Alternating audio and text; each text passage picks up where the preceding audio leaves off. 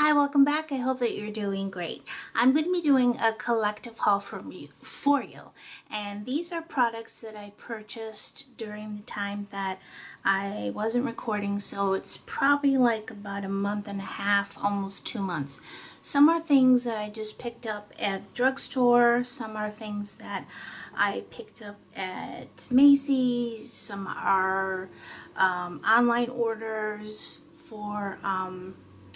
from Sephora, and then I have a couple things that I bought at Ulta. And a couple of these things were bought with the VIB sale, but to tell you the truth, I don't know which ones were which. So and I don't have the bag because I gave it to my mom because it was really cute. So let me get started so that I'm not on here for a half hour talking about this all. I'll get started with drugstore things because they're just kind of simple, go through. All right, let's start with some skincare. I have been using a product that I'm going to show you now for a little while now. It's going to be in a video coming up that I'm going to do about my tried and true products that I've purchased over and over again or gone back to, and I don't know if I'll be recording that today, but I will be soon. But I wanted something that had a little bit more strength when it came to the anti-aging properties or ingredients to it. Now, I myself cannot use Retin-A from a dermatologist because I do have systemic lupus, and although I cover it pretty good, I get a pretty bad malar rash and it's just too rough for my skin. So I wanted to try something with retinol because I know that I can use that, and if it gets a little too rough, I'll just use it like once a day or every other day. So I usually, when I buy drugstore skincare, I go right to the Neutrogena area because they don't hardly ever fail me. And so I went over and picked up this Neutrogena, and this is the Rapid Wrinkle Repair Moisturizer for nighttime. Now they do make one for the daytime with an SPF, but I have a problem using SPF 2. It just doesn't agree with my skin, and it's not just like breakouts, it just makes my face feel like I want to scratch it off. It just doesn't agree. So if I use it, it has to be sparingly and not every day. So I picked this up to use at night, and I use this alone and in conjunction with a moisturizer that I'm going to show you in a little bit. I've been using this for about 3 days. I feel a slight difference in my little lines over here and then over here. At night when I'm putting it like right here, I can feel a difference too, but they say that you don't really see anything for a week. I think it'll be longer than a week for me to see a difference with this. So this was like $20, and it comes, I'm trying to see the size of it. It's 1 fluid ounce, 29 milliliter, and it's a nice package. I don't feel like they waste too much with a lot of packaging.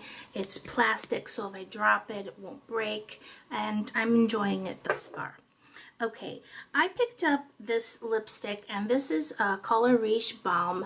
Now you won't see me wearing too many nudes. In fact, you'll never see me wearing the kind of nude that looks like a concealer, because those wash me out so much that I just look like, I should be 6 feet under. But I really like this nude because it has like a pinky peachy color to it. And this is number 174, Lilac Sweetness. You can see that there. There we go. And this is just a real nice day color. It's very easy to wear, and I like it. Next lip color I picked up was one of the new Revlon Color Bursts, And this is the Lacquer Balm, and this is in the glossy. It's not in the matte. And I'm trying to read the bottom that has the color.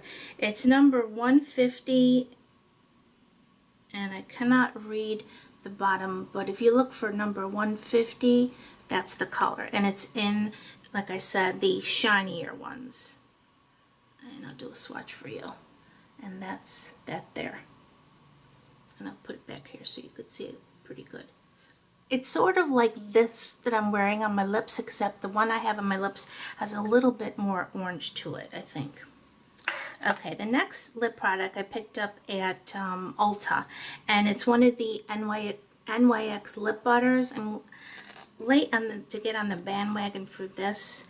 I wanted to get a peachy color. I had done a little mini makeover. They had representatives from CK1, and they did my makeup, and they put a real pretty orange gloss on, and I wanted to try it in a less expensive brand, and I heard that the butter glosses were good, so I picked up this one, and this is pretty orange. I'm trying to see if I could read it is Peach Cobbler, and this is sort of a out of my comfort zone color. I don't usually go for oranges or peaches. Well, peaches sometimes, but nothing too orangey. But I just wanted to give it a try because I like the way the makeup looked on me that the artist put. And I have a lipstick I'm going to show you in just a minute. Now I also picked up one of the new color tattoos, and this is in the color 255 Just Beige. I don't want to open it up yet because I'm not ready to use it, but this is I think, is it matte? It doesn't say, but these were the ones that just came out, and they have a brown one. I believe it is matte, and the beige one, and I forget the other color, and this was the one that I liked the best. I got two nail polishes, and this one I just got yesterday. It's by Rimmel, and it's the Lasting Pro Finish, and I got this for 75% off, so I thought that was a real good deal. And this is in the color 375 Stiletto Red, and I want to wipe this lip colors off my hand. Okay. Then I wanted to try one of the new Revlon Parfumerie lip lacquers where they're supposed to have a scent on them when you polish. I have not used this yet, and when you open it up,